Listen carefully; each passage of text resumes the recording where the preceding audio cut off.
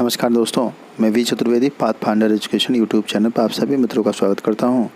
मित्रों, आपसे निवेदन है, हमारे चैनल पर आप प्रथम बार हैं तो हमारे चैनल को लाइक करें, शेयर करें, सब्सक्राइब करें तथा बेल आइकन भी दबाएं, जिससे शिक्षा जगत संबंधी जो भी महत्वपूर्ण अपडेट हो हमारे चैनल के माध्यम से सब प्राप्त हो सके।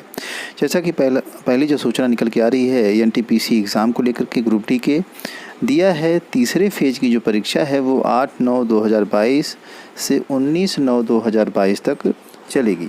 तो यह एक महत्वपूर्ण अपडेट है एनटीपीसी के सारे एग्ज़ाम देने वाले अभ्यर्थियों के लिए कि उनकी जो थर्ड फेज़ की परीक्षा है, तीसरे फेज़ की, उसके बारे में स्पष्ट बता दिया गया है। और इसमें जो भी अभ्यर्थी शामिल हैं वो अपनी पढ़ाई सुचारू रूप से करते रहें, उनको इन्हीं दो डेटों के बीच में एग्ज़ाम देने का अवसर मिलने वाला है। वहीं अगली सूचना आ रही है, 5 साल में हर परिवार से एक को नौकरी। मुख्यमंत्री योगी आदित्यनाथ ने कहा कि 5 साल में प्रदेश के हर परिवार के एक युवा को नौकरी दी जाएगी। हापुड़ में किया 810 करोड़ की 274 परियोजनाओं का लोकार्पण और शिलान्यास। तो इस तरह से ये दोनों चीज़ें आप देखेंगे कि वहाँ की गई और उन्होंने हर परिवार को रोज़गार या स्वरोज़गार से जोड़ने की बात भी कही। लेकिन कितनी चरितार्थ होगी यह वक्त ही बताएगा, क्योंकि अभी तक कुछ धरातल पे दिखाई नहीं दे रहा है। वहीं भर्ती दौड़ में 4 अभ्यर्थियों की हालत बिगड़ी, एक की हुई मौत। औरैया में केंद्रीय औद्योगिक शिक्षा बल की आरक्षक अग्निवीर की भर्ती जो थी वो शुक्रवार को चल रही थी। उसी के दौरान 3 अभ्यर्थी घायल हो गए। मौके पर मौजूदा स्वास्थ्यकर्मी ने उन्हें भर्ती कराया, जिसमें से एक की मृत्यु भी बताई जा रही है। जाति निवास की तरह अल्पसंख्यक प्रमाण पत्र भी बनेंगे अब ऑनलाइन। अल्पसंख्यक आयोग ने शासन को भेजा मैनुअल प्रक्रिया को खत्म करने का प्रस्ताव। तो इस तरह से अब जो है मैनुअली नहीं बल्कि ऑनलाइन भी बन सकेगा आपका अल्पसंख्यक प्रमाण पत्र।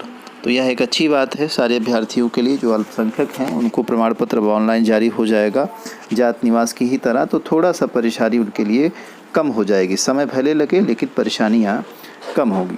वहीं अगली जो महत्वपूर्ण अपडेट निकल के आ रही है, यूपी बोर्ड के 78 केंद्रों पर आज होगी हाई स्कूल व इंटर की पूरक परीक्षा।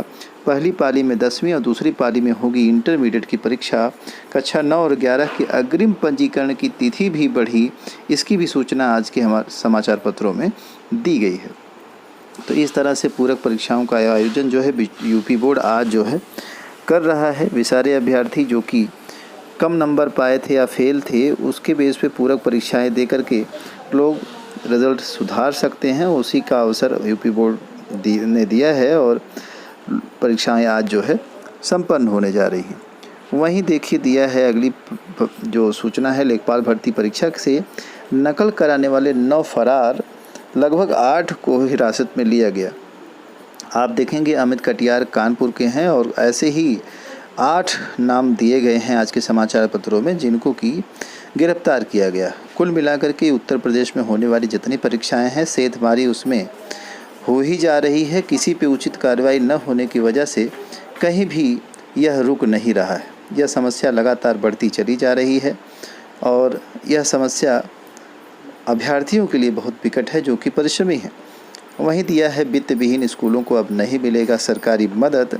सरकारी मदद के नाम पर मिलने वाली जो सहायक राशि थी, अब राज्य सरकार नहीं देने के मूड में है और न देने की बात कह रही है।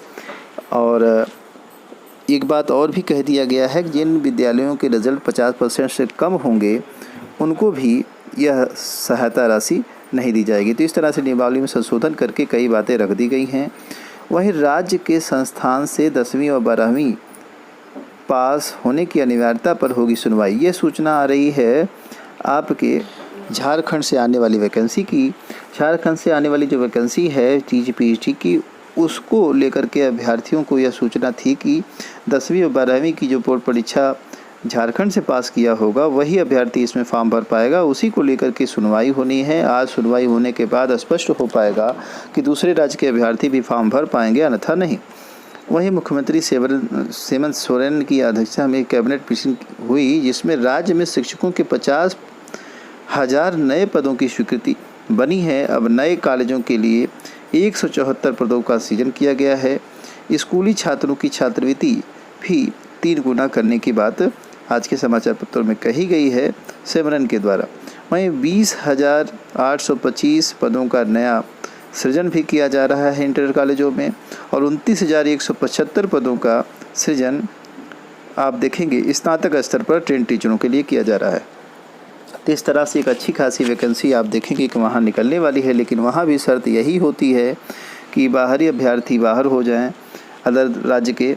सिर्फ यूपी गवर्नमेंट में ऐसा नहीं होता है, यूपी राज्य ऐसा है जहाँ की सारे अभ्यर्थी अप्लाई कर सकते हैं और दूर दराज के लोगों का चयन होता है। यहाँ तक कि आपको बता दें एसआई वाली भर्ती में सिक्किम राज्य, गोवा राज्य, इस तरह के तमाम अभ्यर्थी सेलेक्ट हुए थे और यहाँ जो है आकर के जॉब कर रहे हैं। ये देखिए लिस्ट कुछ जारी किया है यूजीसी ने, जिसमें स्पष्ट रूप से बताया है कि कौन से ऐसे विद्यालय हैं विश्वविद्यालय के नाम से जो चल रहे हैं और फर्जी हैं। उसी में उत्तर प्रदेश की बात करें तो Gandhi Hindi Vidya Prayag Allahabad, national university of electric complex homeopath Kanpur, Netaji Subhash Chandra Bose university open university है ये अलीगढ़ की, भारतीय शिक्षा परिषद भारत भवन ये जो है फैजाबाद रोड पर है लखनऊ, यह भी फर्जी। तो ये 4-5 ऐसे विद्यालय हैं, विश्वविद्यालय बनाए गए हैं जो कि फर्जी हैं। यूजीसी ने इनको ब्लैक लिस्टेड कर दिया है और स्पष्ट रूप से लिस्ट जारी कर दी गई है। प्रयागराज में बाढ़ की बात करें तो प्रयागराज में कल की जो ये सूचना है उसमें देखिए स्पष्ट दिया है, आज दोपहर 11:45 बजे तक गंगा का जलस्तर, यमुना का जलस्तर भी खतरे के निशान के करीब। तो गंगा और यमुना दोनों का जलस्तर खतरे के निशान से ऊपर है और आज की स्थिति में यह दोनों खतरे के निशान को क्रॉस कर गया है। आपको बता दें गंगा का जलस्तर कल ही जो है 84.740 मीटर पहुंच गया था और वह निशान 84.73 मीटर पर ही बना गया है। तो इस तरह से बाढ़ की स्थिति विकट होती चली जा रही है और सावधानी की ज़रूरत है। साथ ही साथ आप सभी इस चीज़ का ध्यान रखें कि बाढ़ से बीमारियां भी आती हैं, तो उचित जो भी सावधानियां हो उसको बरतें। इन्हीं सारी महत्वपूर्ण अपडेट के साथ सूचना सुनने के लिए आप सभी मित्रों का बहुत बहुत धन्यवाद।